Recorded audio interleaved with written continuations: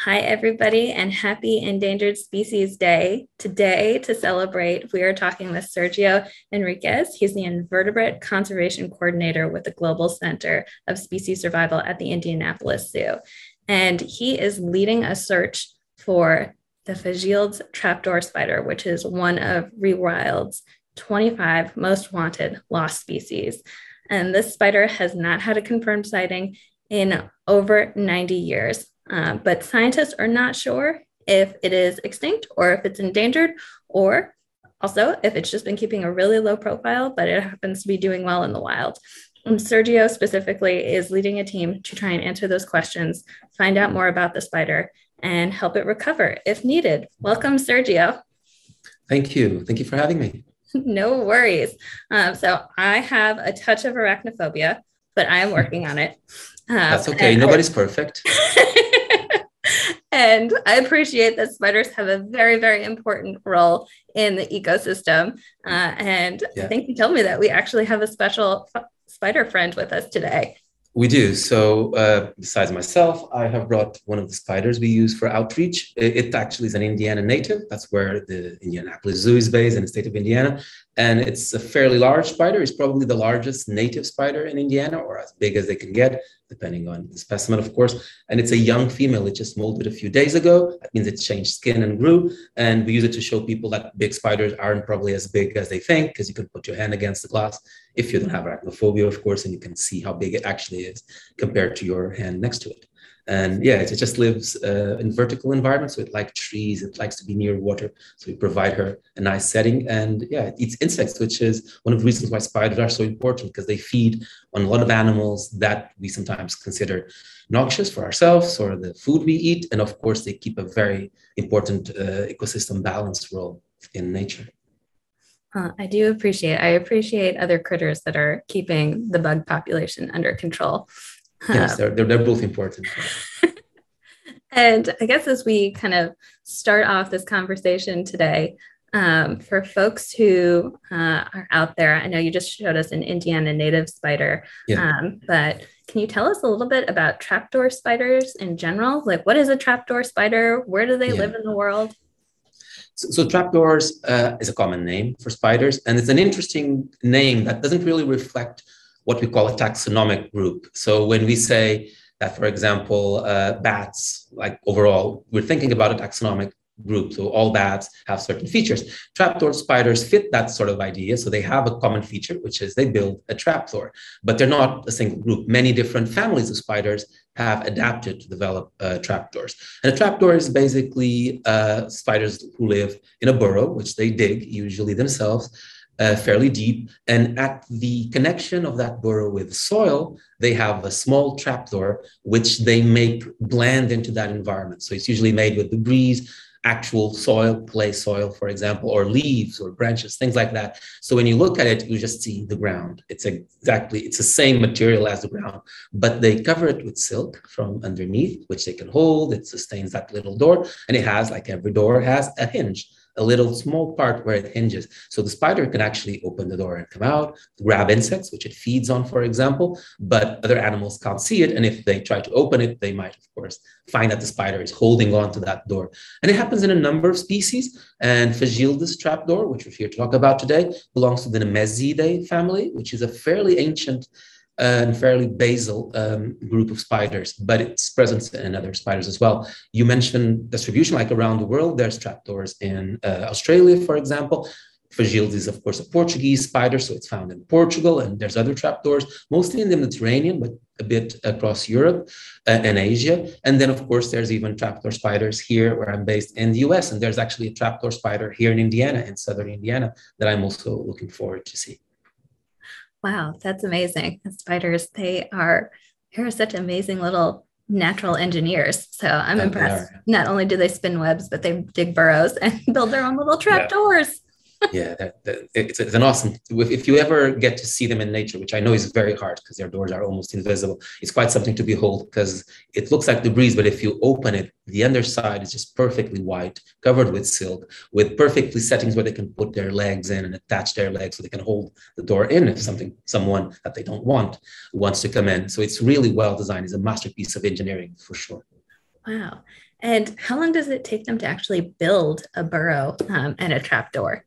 So the honest answer is, of course, we don't know because we never see these spiders. We rarely see them. I have seen some of them trying to build these retreats. They can take hours to do it. They usually do it by night. And they usually try to do it when it's rained or it has rained recently because the soil then, of course, becomes moist.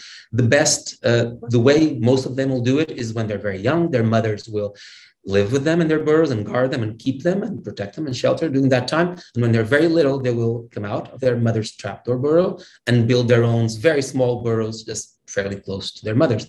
And they just kind of develop that burrow, make it grow and make it grow. And sometimes I know this because sometimes we find the trapdoor and you can see the baby trapdoor in that trapdoor. So you can see it was very tiny and you can kind of peel it and you see a little door and another door. It's like a Russian doll of doors. So you can see how the door grew and grew over the time. Not all species do it, but that's the hint that I got. That's how they make it. So it will take a baby spider a few hours to make a little door to hide under and the breeze and and then it takes them years to perfect, like a decade, maybe more. They live very long lives sometimes, these spiders. Wow, that's amazing. I didn't know that they were long-lived creatures. So, and once they build these burrows, are they homebodies? Do they usually like stay in Mm. them or do they venture out? That's a great question. So most people think of spiders like we see them moving around. Trapdoor spiders have a very good home. Their strategy is to stay there and hunt with that trapdoor. It allows them, of course, to detect prey around them. They sense the soil around the trapdoor and hunt. So they don't need to go very far. They will come out of the trapdoor to pick insects just outside of it, but they don't often are seen wandering. The exception goes when it's mating season. And then that particular time of year, which is usually very narrow, we're talking about days, a couple of weeks sometimes, the males will come out of their own burrow and they will look, of course, for the female's burrow, which they will drum like at the door. They'll knock very gently, like they're playing guitar or playing drums. And if the song is right and the vibrations and the smells are, everything is in place, then the female will perhaps not allow them in, that would be rude, but open the door ever so slightly so that they can meet and see if there's a match and then reproduce. But the males will wander, so they will look for females and you will see them. The females, however, if they're not disturbed, if nothing happens to their burrow, nobody annoys them, there's no animal or human digging their burrow, they might stay in their burrow their entire lives. So for 30 years, 20, 30, maybe 40 years, they'll stay in the exact same place, the exact same burrow all their lives. Wow, that's amazing. And I never thought of spiders as being like chivalrous, like going up and gently tapping on doors. Yeah, they are. Well, they have to be. So the recognition is an important step. If you're not cautious to make sure you're the right species, you find this mismatch. There's a lot of spiders out there. People don't think about spiders as diverse. They all think, oh, there's spiders, there's one thing. There's thousands, there's 50,000 species of spiders. So it's very important for a male spider to find the right female, but of course also for the female to be sure it found the right male. Not only it's the right species, but it has the right features. So being polite, courteous, knowing the right courtship, so the right song, the right smell, all of that impacts because the female wants to make sure the male has the right genetics for its offspring. So it's kind of like a special secret tap that they have to make sure Yeah. that they've Yeah. they've come to the right door and that it's safe. Yeah. It's part of that. So the males of these species, so Phagilus trapdoor spiders as well, but others in that group, they have a male spur in their legs. And that's just like a spur, like a little, it's a spur, is exactly how it sounds, a small protuberance that allows them to fit in the female's mouths. So that match, that actual fitting and combination, that tactile recognition is also important. So there's a number of layers of their courtship that makes them make sure that not only is the male physically apt to lift the female's entire weight, because he has to do that as part of the mating, he has to lift her, but only as he does that, he will fit precisely in her mouth. So the little spurs fit exactly in their chelicera. And they have sensitive glands near there. So they'll not only have the tactile emotion, but they have taste involved in that. And they can detect each other. And it's almost like a kiss in a way, there's some chemistry definitely going on. So it's quite a complex thing to witness. That's fascinating. I love it. And tell us more about the Fagil's trapdoor spider. How did it become lost to science? How does a spider become lost to science? So there's many reasons why animals become lost to science, and they vary a little. Spiders, usually they're often lost out of lack of research or lack of funding, researchers on the field looking for it, and those sort of issues. Fagile is specifically the case of that. It was originally, the specimens were caught. We don't know when exactly, which year they were collected in the wild. We do know that in the 1930s, they were in a museum in Lisbon, in this case, what is the National Museum of Natural History in Lisbon. At the time, it was called Bocage Museum. And the specimens were there, and this female arachnologist, very famous, a pioneer in her field, she looked at the specimens, noticed they were unique, described them, meaning she named them, gave them a scientific name, described more or less what she felt at the time was significant in the literature. Remember that in the 30s, science was very different from today. So they didn't have the same resources, the same data, nor all of that. So she described it according to the standards of the time, and she put it in a publication. Since then, we haven't seen the spider, ever since it was described. And that was, like you said, rightly so, over 90 years ago. And we think that's those specimens were originally collected, let's say a decade ago, maybe two, we don't know. So it hasn't been seen in over 90 years, maybe 100, maybe more. And those particular specimens, which she saw, what we usually do, you go back to the museum, you pick the specimens and you look at the same animals she saw in this case, and you try to use it under the scientific light of today. So use better microscopes, more characteristics. That would be ideal. However, there was a fire in that museum, and those original specimens were lost in that fire. They were destroyed. They're not to be found. And I know because I visited often and I was there. So those specimens are gone, and all we have now is her knowledge, what in this case, Amélia Bacelar, which was a scientist, passed on to us. And what she says very clearly is where the animal was collected. So she knows, or she noted, that those specimens she saw were from a small village in Portugal called Fagil. And that's the thing we're certain, because I'm Portuguese originally myself, so I know the name, I know where the locality is, and that's exactly what we did. All we could do really is, we don't know where else it exists, but we knew that at some point in time, before the 1930s, it was there. And that's exactly what we did. We went there to look. Wow. And tell me more about your expedition. I know you went out last year, so yes, like in late summer, early fall 2021. Yes. Tell me a little bit about that expedition. How did you go about searching for the spider? And I guess I should also say, for everybody who's watching, how big do we think the Fagil trapdoor spider is? Yes, so Amélia Bacelar, when she described it, she told us the size of those specimens. And this, well, I'm not very good with American measurements, so I'm not sure how much it is in inches. It is quite small. So in Portuguese or in European metric systems, it's about 1.5 centimeters. But just to give you a perspective, it's like this big, which is big for a spider, relatively speaking. So we knew it was that big. And as you said, we went in late summer, early September, so early autumn, because we know from Portuguese Nemesids, so the other members of the same family, and actually members of the same genus. So the species is actually called Nemesia berlandi, Nemesia being the genus, and other members of that genus, so Nemesia attiasi, for example, and other species nearby, they all come out, all the males of the species we know so far, they always emerge around September. So that's like the phenology, we call it. So that's when males are out. And we were hoping to find males, wondering, because that's what I said, that's when you see that the trapdoors are really hard to find. And so we went there around that time. And the way we went about this was, we kind of suspected that the spider would prefer natural environments. So whatever natural habitat exists in that area. That's what we did. We went through maps and registers of what exists in the area. And we looked at potential spots that we felt were natural, well, remaining natural forests in this case, because that's a natural habitat, mixed evergreen forests or green forests. And that's where we looked. The area has been had issues with fires and sometimes drought. So there aren't, and of course there's farming and people, so there aren't many areas left. But what we did was we surveyed those areas, which In practice means we had a team of people, a very expert colleagues who have been doing this for decades and who know these animals very well. They're Portuguese originally as well. So Luís Crespo joined us, and he was very kind to be able to find time to come with us. And Pedro Sousa came from the University of Porto, and he came to help us as well. And Nicola Rasco from the University of Coimbra, and we all got together and we basically surveyed those sites in search of the trapdoors, or ideally the males wandering. And that's what we did for quite a while until we tried to find remains of or good hints that the animal was present. And when you're looking for these trapdoors that you said are basically camouflaged in with like the leaf litter, are you actually like on your hands and knees like picking up leaves and like so this is the basic physics of things. The closer you are to an object, the better you see it, right? And if they are on the ground, that's where you want your eyes to be in.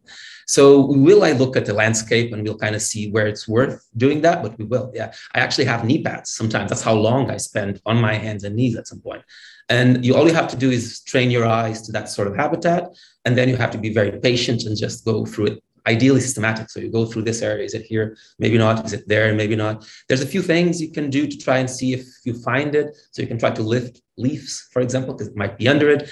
You can lift moss sometimes very gently because you don't want to destroy that moss, but you can lift it and see if there's trapdoors underneath the moss or under trunks. Dead tree trunks is a great habitat as well for a lot of animals. Maybe not so great for trapdoors, but it's always great to look just in case. Because remember, we didn't know how this animal looked, how this trapdoor looks. Trapdoors are usually circular, so they look like a circular door to a circular tube or a cylindrical tube in this case. But there are different trapdoors elsewhere in the world, so we really didn't know. And there's different levels of camouflage. Some of them prefer, let's say, clay soil, open, quite open. Others will, like Fragile the spider we found out, like soil with litter.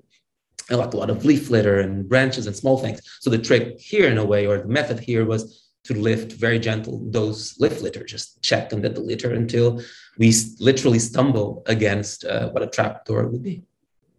Wow. And it seems like for a spider that's like 1.5 centimeters long, that's kind of like searching for a needle in a haystack. Like, is it just, are you just, and the spiders, I also like to think of that they're like a little stealthy. They're a little sneaky. Like they can easily kind of evade your detection if they want to. So like, do you literally just have to wait for them to like cross your path? Or is there anything that you can do to see if there are any spiders around?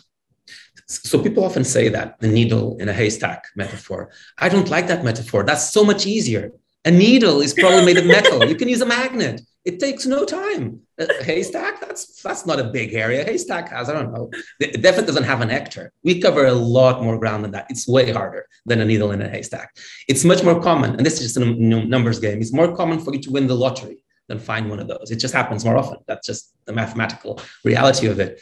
It's much harder. The way we optimize for it, the way we make it more likely, you can, of course, find the wandering male stumbling across you. And we optimize for that as well, by the way, because we think from other species, again, that they come out at night more often, like at dusk and times like that. So we will do night surveys. So we put ourselves in a position where if a male was wandering, we have lights on, we're looking at the ground at the right time of year. So we optimize as much as we can. It's like buying 1,000 lottery tickets just to make our chances better. So we buy 1,000 lottery tickets and we put ourselves in the best possible position for a male to stumble across us, and then they don't. And it didn't, but we did try.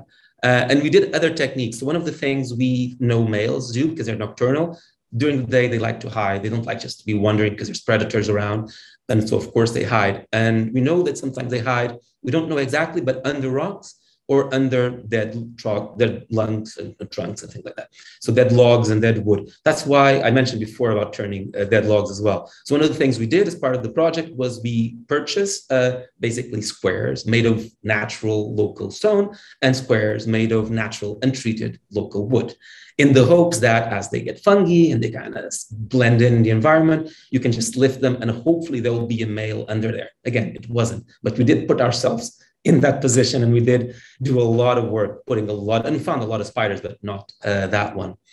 And so what we kind of do to make it more likely is just habitat preference, being at the right time of year, and just consistency. So being very just taking a lot of time and training your eyes for what you want to see. I think it happens the same with most things people do. So humans are naturally set to recognize faces. We see faces everywhere. People see faces in butter. I don't know, in clouds, everywhere you see faces. That's just our natural physiological detection.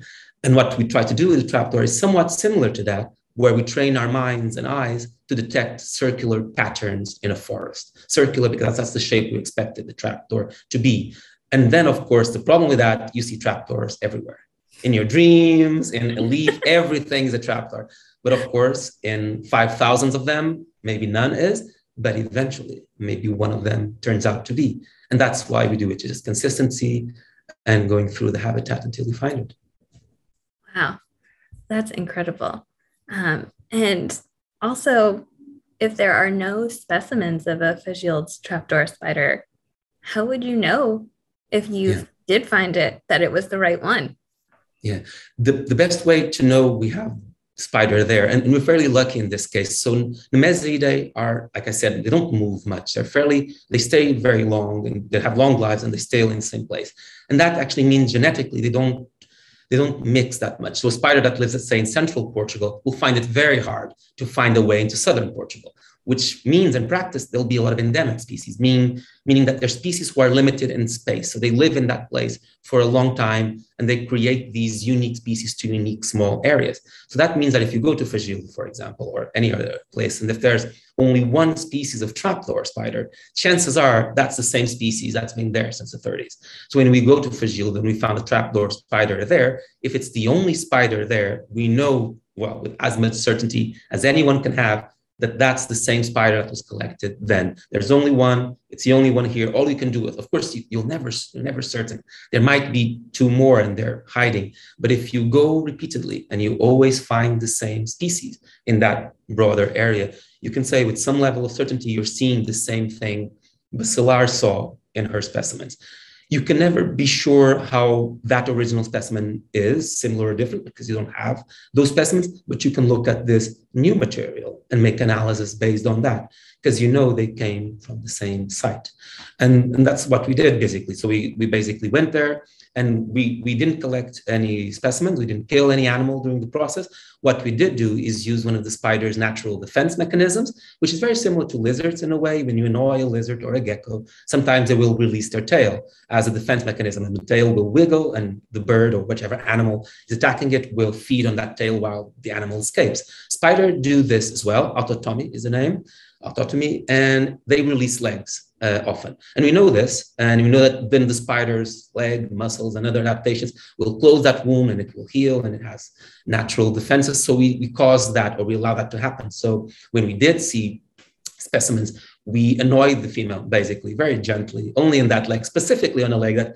So when the spiders dig, they'll use the front legs to dig. So we didn't want to damage any of those because they're important for their mobility. And the hind legs, or the back legs, the fourth pair in this case, are the ones they use to hold on to the tunnel because they need them to grip. So they use the front ones on the door and the back ones on the soil to give them leverage. So we removed leg number 3, which is the leg we think will cause them the least amount of impact in their behavior. And that's what we did.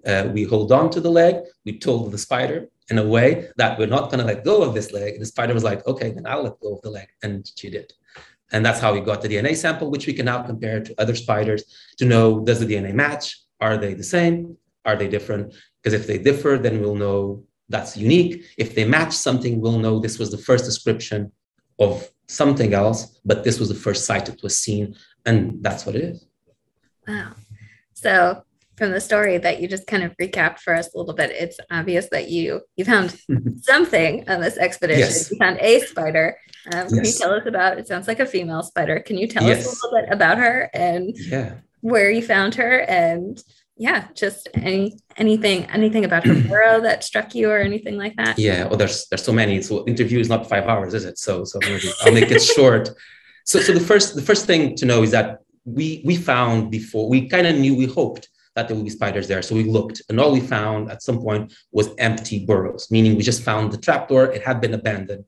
And that's actually quite common in a way, because if a trapdoor has been abandoned, water can erode it or wind. So when it's cared for the spider, it's very well disguised. But if it's left abandoned, if the animal died or was killed, then of course there's more chance to find it. Still, we found very few, but we did find some. So we knew in some sites that at some point there were spiders there because we found the trapdoors. That was the remain we had. And in one of those burrows, at the end of the burrow, as we looked inside, there was no spider, but there was the shed, because spiders and insects and other arthropods and many other animals, actually, they'll shed their skin in order to grow. So you can find those as remains as well. They're very similar to finding footprints for mammals. It's just an evidence that the animal was there, only that for spiders, you actually get part of its skeleton. It's like a knight shedding its armor. You find part of the armor. So we were fairly certain that that's what it was. There was something, there was definitely a trapdoor there, and we knew that was the right type of animal, but we didn't have the specimen. So after several days and nights, looking for them, eventually we did come across a trapdoor.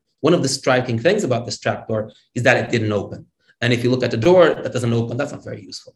But this one didn't open because it was closed from the inside. And that's something it is useful. That's what we do in our own homes. We close them from the inside so no one undesired, in a way, can come in. And the spider did the same. It had enclosed that trapdoor with silk in this case. And so it was invisible on the outside. It was sheer luck that we ever found that trapdoor. But we did. And as we tried to access the tunnel from the side, so we didn't want to damage the structure, so we digged beside it in a way, and we tried to find or probe, let's say, where it went. We found out that at the end of that burrow, there was indeed a live specimen. And the reason why that last specimen, which, as you mentioned, was a female, she had enclosed that trapdoor. It was autumn, so not winter. It was more or less in summer, which is estivation, which is like a hibernation, but for summer. But she had done that because she had youngs. So she was carrying babies. She was caring for those babies when we found her. And that's one of the surprising things. She didn't have many babies. People think, oh, spiders, they have tons. They can found thousands or hundreds. This had 5. We found 5 youngs. Let's assume my eyesight isn't great. I didn't disturb them much. I didn't see them all. Let's assume there were 10. And I'm being very optimistic. Maybe there were 10. So very few, very low reproduction rate, which is important for conservation because it tells us that it reproduces very slowly because it produces very few offspring. So it was there. It wasn't happy to see us, of course. So it turned its bum to us, but I already knew what it was. So I went with a little straw and I annoyed its head or nose. And when I did that, she was like, there's something in my face, which was me. And she just pulled back. And as she did, I got a chance to hold her in my hands and see her. And that's when we took pictures and measurements and all the records. And when we held her leg, she did exactly what we expected. We held it as well in the right segment of the leg. So we knew that's exactly where the hinge, not the hinge, that's the wrong terminology, but where those we call it the articulation of the leg, really, where it binds. So we knew that if we touch it there, that's exactly where that muscle is that will close the wound and make sure she didn't get an infection or get hurt. And so she released the leg, which we preserved very carefully in ethanol. It was a very valuable sample.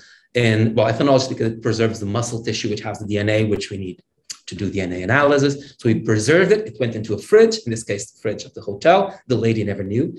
And that's how we kept that specimen enough. So we did all we could to maximize the chances we could extract feasible, good DNA. People think you can extract DNA, human DNA from mummies, and you can literally do that, but not from spiders. Our knowledge is so far behind on that we need the best possible sample to give us the best possible chance. And then we put it back.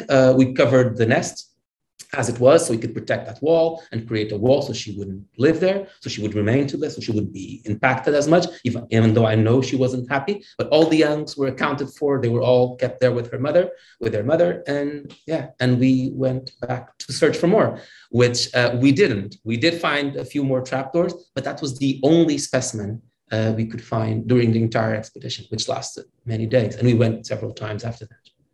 Wow. So there's still a mama spider out there kind of taking care of her 5 to 10 babies. And she might be she might be the fragile trapdoor spider that nobody has seen in 90 years. That's amazing.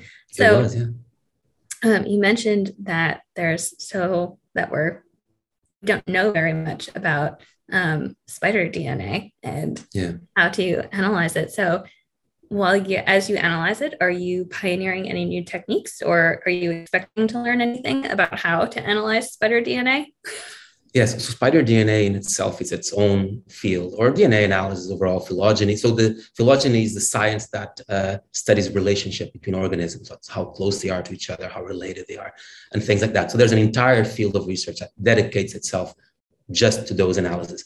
There is, of course, an impact in conservation because it allows it to learn what's its closest relatives. Is it an identity? Is it the same species? Is it a different species? We are also interested in unique branches of the tree of life. So if it's a unique branches with no relatives around it, we don't want to lose that branch. Because if we lose it, there's nothing like it anywhere in the world. So there's some impact of that into conservation, but it is its own field. We're using it as a tool, really. So to just to confirm, because when you have a leg, we do have photos, of course, but the original description was, again, very good, but made to the standards of the time, which isn't the standards we have now. So it didn't really, first, they didn't have the cameras we have now, but access to a phone. I have a camera on my phone these days, but people then didn't get that. So she did very good with the standards, but it's very hard for us today to use that standard and be sure that this species, with those alone, that they are different enough, because she didn't look at all the characters we now look at, all the features we now look. And to do that, we would have to kill that specimen, which we didn't. So the best thing you can do is use the DNA we have with other specimens that we have looked at morphologically. So we can tell, does this basically match with the other? It's not really new in a way. This has been done, again, not with this species for sure, and not even with this group of spiders in this country, like in Portugal, but it has been done a little in Spain. And some people in Spain have used some of the material I myself provided, and other colleagues like Pedro Sousa I mentioned provided, and Luis Crespo provided material as well. So people have used some Portuguese specimens, but very little. We really know very little. And this is just providing information to that growing database. It's not really developing a new method per se, but it's increasing our knowledge with the methods we already have. Oh, and if after you do this DNA analysis, yes, all the results come back and it doesn't match any other known spider, what does that mean? And does that mean that it's the Fijian trapdoor spider? Could it be a different spider? How do you know? So it will never be a different spider because it was definitely the one from there. So that part is, it is a given. So it will always be the first time it's seen, that spider is seen in this amount of time. If it doesn't match anything, for conservation, it means that none of the spiders we've seen anywhere in Portugal match it. And that means that as far as we know, it's only found in Fagilde. And that puts a lot of responsibility on people from Fagilde and, of course, nearby areas, because now it becomes their responsibility to become stewards of that natural heritage, because it's theirs to protect. And we are working with local partners, even if that's not the case, because we want to protect that species there and we want to make it known. Same way where I'm doing this interview now, we want people to be aware of it. And then, of course, basically to continue doing what they're doing in the areas where it's doing well, and maybe making something better or enlarging this sort of approach or whatever they're doing to the land, so that the spider continues to thrive and can be found 100 years from now. If it does match something else, it will tell us that it matches, let's say, a spider that's found in northern Portugal, which is far, but not that far from central Portugal where this was found. That will tell us that it occurs in Fagilde and it occurs elsewhere in the country where that species was found in northern Portugal.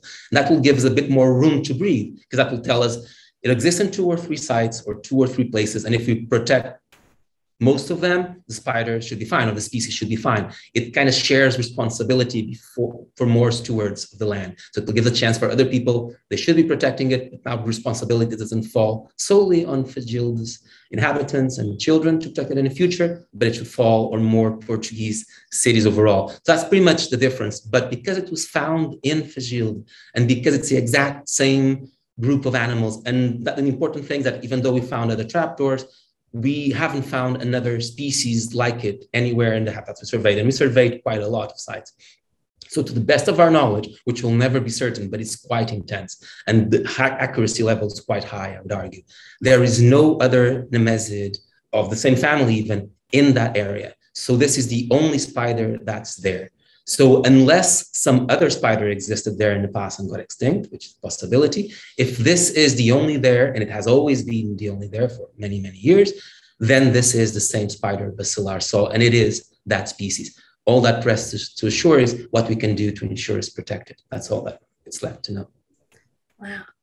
And can you tell me a little bit about this area in Fijild where this spider potentially where the spider lives? Like what does it look like? And are there people around? Yes. So Fagilda is in the heartland of Portugal. It's a rural area. So people are around. There's human occupation, agriculture everywhere in that area, broadly speaking. There's very good wine coming from that region as well, very famous in Portugal at least.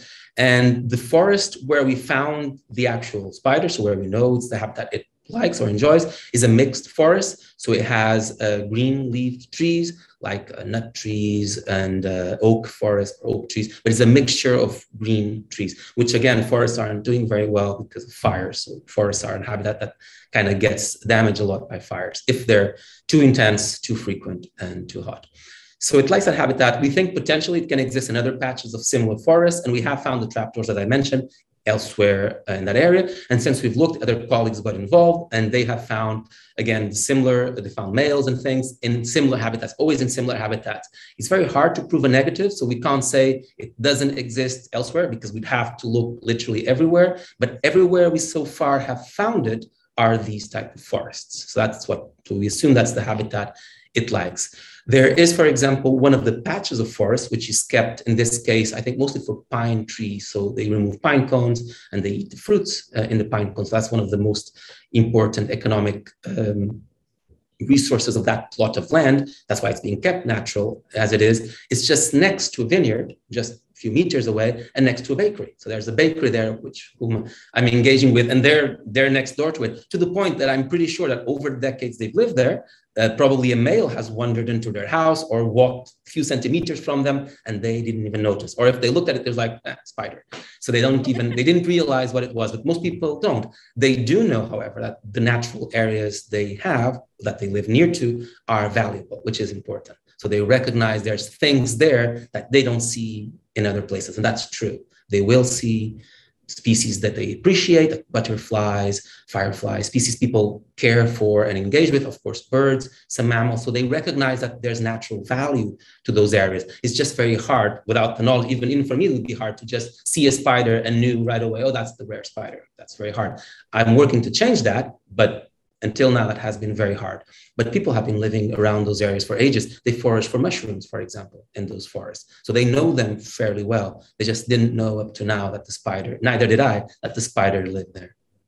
Wow, that's incredible that people could be living with a species that's been lost to science and maybe have even seen it occasionally, but not realized that scientists were looking for it. So I love that.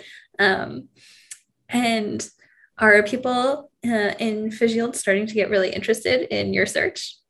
So I hope so. You would think that the spider isn't like the most charismatic, because it isn't, and it isn't like the most appealing, but it is very unique. And it is something people haven't heard about. So when you tell them, their natural reaction is curiosity. First, because I came from very far, that's already curious to them why I would come to see a spider. So clearly, if I did it and I don't sound insane, I must have good reasons to it. So the first step is to establish I'm not insane. I'm quite nice. And if we talk a little, I'll explain it to you in a second. So it doesn't take very long for me to say, I'm not here to do anything. I'm just doing this, which is odd at first. And then curiosity kicks in. And I think a lot of the landowners who I talk to, because all of these properties, they're not like a natural park, they're not protected. They are protected by the stewards of the land, those who own them.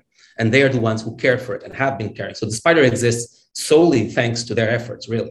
And so I spoke to them, and first they're curious about it. They want to know, they of course never seen it, or they don't think they've seen it.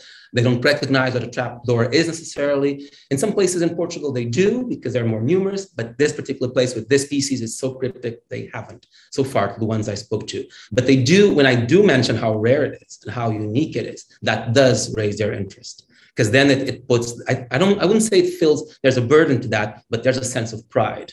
Because then that puts a positive spin on their land, because their land now is the holder of something unique. It's not like something that's bad, because usually a lot of small villages in Portugal and elsewhere, I think, in the country and the world, they mostly get news when something bad happens. Not a lot of small places don't get the attention from governance, of course, but also from the media that they deserve. There's people living in these rural areas which have human concerns, they have their lives, and they're not often listened to. And when they are listened to, what I feel is that it's always negative. Something bad happened in a village somewhere and it makes the news. A fire happens and it makes the news. Rarely something good comes out of that gets some outreach. So I think that's why this is important, because it's something that is theirs, that they should be proud of, and they should want to keep it. It's theirs to keep. It has always been theirs to keep. And so if they know it's there, my role really is provide them with that knowledge. And it's up to them to then take that knowledge forward and feel that it's something that belongs to them and should be there for future generations to see and appreciate if they can. Wow.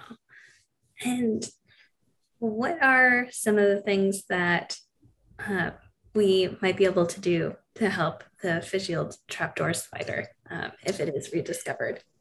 Yeah, so if the DNA comes out and we discover it, it will give us, well, one of the first things we can do, we can update the red list with that information. So currently, the red list is a way for us to measure extinction risk. So you look at an animal or a plant or a fungi, and you can kind of say, we believe it's, let's say, vulnerable, or it's critically endangered. That puts it in a scale of how close to being extinct it is if you don't act. And so we don't know how this spider is. That's one of the points why we're trying to get the data so we can find out. But let's imagine, hypothetically, that it's restricted to Fagile. Like I mentioned before, that puts a lot of responsibility on that land, because if we lose that land, we lose that species. And by the way, many others with it, because that's not the only species who became unique to that area. There's just others we haven't looked at. As we saw other spiders looking for this one, we realized these are not the spiders we find elsewhere. So there's definitely something special in those places. That's why Fagile spider is found there. We knew that from the onset, and some plants and other things. It's just a matter of not being put attention on. It's the same issue. Rural areas don't get the same attention.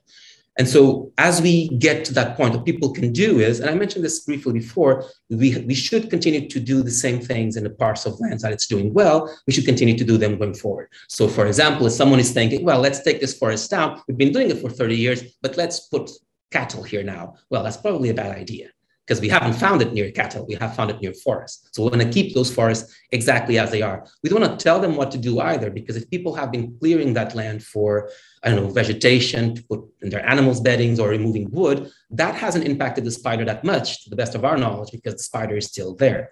So unless that practice somehow makes the species decline, which we don't think it is, they should just continue to care for the land the same way they've done. What we can do to increase that range is, of course, we should look for the spider in other villages near that one. So a bit north, a bit south, east or west. There's natural barriers. There's like the highest mountain in mainland Portugal is very close. So I kind of suspect already it's not going to go that far. Also because colleagues have studied that area and didn't find it there. So we suspect that that's at best the limit.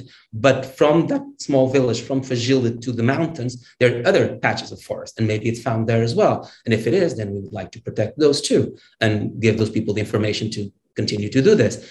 The next step is, if we have two patches of forest where it exists, it would be good that males can go from one place to mate with females in the other. Ideally, this would be done with ecological corridors, for example, or small islands that animals can travel to, because a road is a big barrier to a spider. Well, it's a big barrier to a person, but let alone a small spider. But so if the spiders can't move naturally, two ways we can do this going forward. Either we ideally create corridors, which I think is the next logical step, or if we can't, the next best thing would be, can we collect live males in spot A, take them to spot B, so genetics can continue and the animals have this genetic resistance, and the same thing from the other spot here. Again, we don't know if there's another spot, but if there is, animals, if they're kept in a very small area, they tend to, of course, inbreed. This is a thing that happens with animals in captivity. If you have the same animals breeding with each other, genetics gets reduced, and that leads to genetic diseases and issues, which we don't want. So again, we don't know if that's an issue or a possibility, but that would be one of the pathways in which you could help these animals. Corridors, more habitat would be great. More forest is always good. You can't go wrong with more forest if they're native species. So those good for carbon sink as well. And it can provide the spider room to continue existing, thriving. And it gives, of course, a bit of a backup as well. If there's a fire that destroys one place, if there's one of three forests, we lost a third of that species in one single fire in one night. That's a very big loss very quickly. So it puts a species in a high risk of extinction. So you want to ensure there's a good number of patches of forest so that even if an accident happens and a few are lost, others will remain and the species will continue to live on going forward. Wow. So you might have to end up playing spider matchmakers, making sure that they can find each other. We will see. That wouldn't be a bad thing to do. That would be quite good. And why are spiders so important to our ecosystem? I know some people like me sometimes might like gasp when we see a spider, but so what is their larger role since the invertebrates make up, almost all of the known life out there, or animals on Earth? Yes, so there's a lot to say about. So there's many reasons why invertebrates are so diverse. There's a lot of adaptations. They're very specialized to what they do. They're very good at what they do, and so then because they're so small in size, they can actually adapt to very small niches, which bigger animals don't. They need very small ranges. Often, there's migratory butterflies, for example, which have very different needs. But looking at small spiders, that's what they do. Spiders, in particular, are one of those groups that, as you were pointing out, people often don't have a reaction to. They're not charismatic. They look nothing like us. We like us. So we like things that look like us. Everyone loves, and that's fair, pandas. Pandas look very much like a cute baby that's grown hair and is now very fluffy. So it fits exactly on the bill that we are genetically, physiologically, psychologically set to enjoy. We as humans are very important that we care for our babies. So animals who look like babies, big foreheads, big eyes, they are very charismatic to us and we like protecting them. However, ecosystems don't work by how cute things like or look like. So ecosystems work in the way that things are connected. So spiders get eaten by a lot of animals. Bats eat spiders, birds eat spiders, mammals eat spiders. Some people eat spiders in many countries in the world. So they're part of the food chain in that sense. They, on the other hand, are predators. Spiders are uniquely predators. Very few spiders, I think only one spider in the world is known not to be a predator, and they will feed on a number of other animals. And they, of course, will control and maintain those populations in check. Spiders, in that sense, work a bit like wolves. So people often will recognize that wolves will keep the diseased members of a deer herd, for example, in check. Because if there's a deer herd, they will, of course, kill the elderly, the deer that are sick. Spiders will do the exact same thing, but on a much bigger scale. And I say this literally. So if you go into northern environments, in actual mass, in weight, there's more wolf spiders, which is a family of spiders, than actual mass of wolves, the mammal. So they can be very important, like mathematically. Even at their scale, they're of course much more important, but even at the actual human scale of kilograms, whatever measurement you use, there's still a lot of spiders. They eat a lot of insects, they eat them by a lot of things, and they have an actual weight on ecosystems, an actual match. And if they were to be gone, if we were to lose them, they, of course, will have an impact in those ecosystems, but we would lose as well. Even if we don't enjoy spiders, they do produce things that we can't make ourselves. We can't make silk.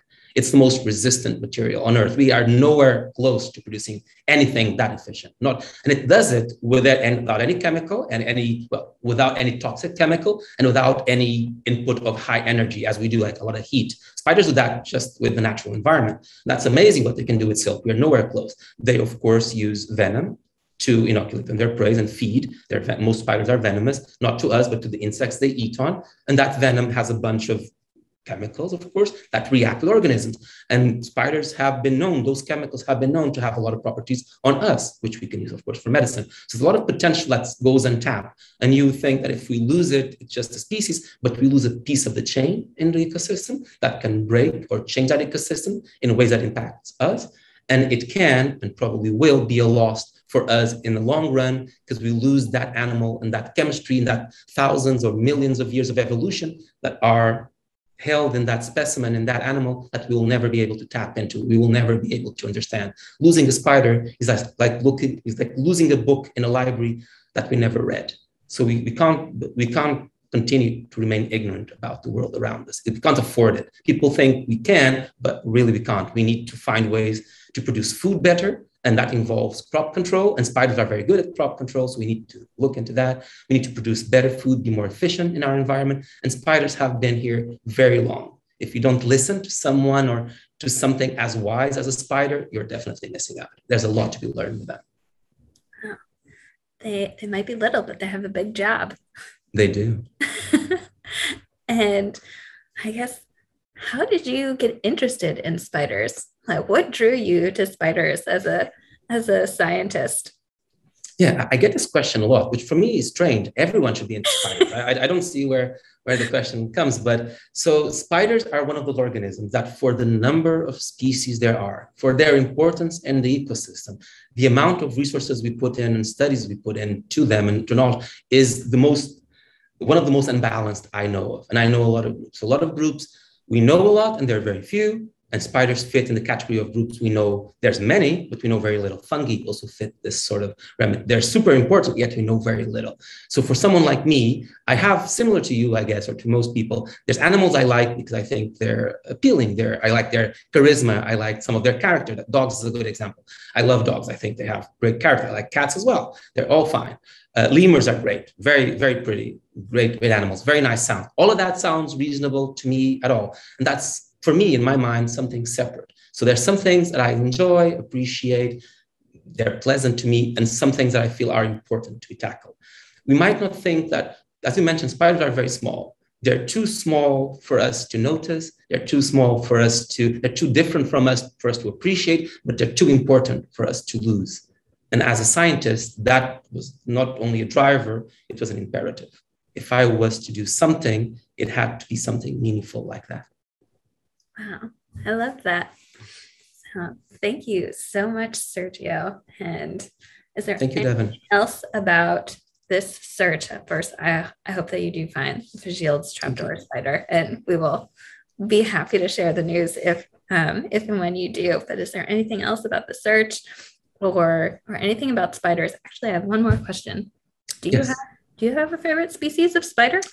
No, that's never, that can't happen. I think people ask that. It is similar to asking, do you like your mom or your dad better? Do you like children A or children B? When you care for things deeply, I would argue, you shouldn't have favorites. Even though they're spiders, again, similar to what I was talking about lemurs or dogs or cats, some spiders are their colors are amazing.